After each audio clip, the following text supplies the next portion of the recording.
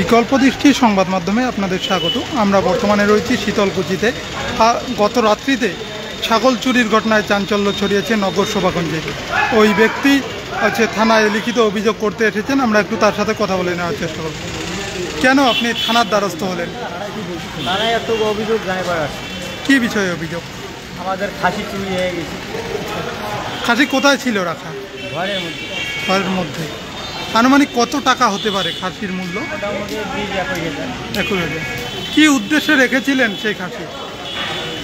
আমাদের তো মনে করো কৃষক মানুষ, অনেক কিছু তো থাকেই, আবার মেয়ে আছে উপযুক্ত। আচ্ছা, যে দেখি যদি একবারে যদি খাসি দুটো বড় করতে পারি, মোটামুটি 40,000 বা 50,000 টাকা একদিন আমার কাজে লাগবে। তার জন্যে খাসি দুটো রাখছি। আচ্ছা, হঠাৎ করে চুরি হলো, এখন কিভাবে চলবেন আপনি, কি মনে করছেন? এখন চুরি হয়ে গেছে, খাসি দুটো নিয়ে যে আমি চলিয়ে হব সেটা তো না। আচ্ছা, এখন চুরিতে তো ধরিয়ে পাইনি। এখন অভিযোগ করতে আসছেন?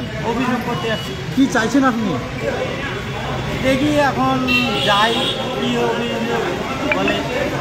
আপনার এলাকায় তো মদ বিক্রি হয়, এমনটা শোনা যায়। হ্যাঁ, বিষয়টা কি বলবেন? ওই বিষয়ে কি বলবো, যে ওকে তো আমরা মানা করছি অনেকবারই। আচ্ছা, ও মানা তো রাখে না। আচ্ছা, ওটাও দারু বিক্রি করে। সেই দিনে তো মনে করো রাত্রিবেলা ও আবার মনে করো আমাদেরকে হার মার দিয়ে ছেলেবেলেকে মনে করো অনেক কিছু করছে। আচ্ছা, করার পরে ওই সময় ও আসছে, যে আমরা আজকে ওগুলো বলছিলাম, বলার পরেই থানায় অভিযোগ করছি, ফোন করছে, গিয়েছি বাবুরগড় গিয়েছি।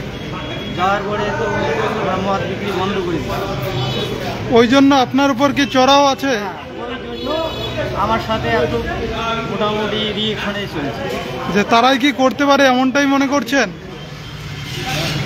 তাহলে আমার তো মনে হয় ওই করছে। কি চাইছেন এখন আপনারা?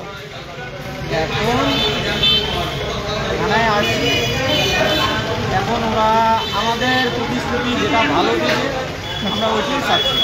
আচ্ছা, কি নাম আপনার? আপনার বাড়িটা? নগর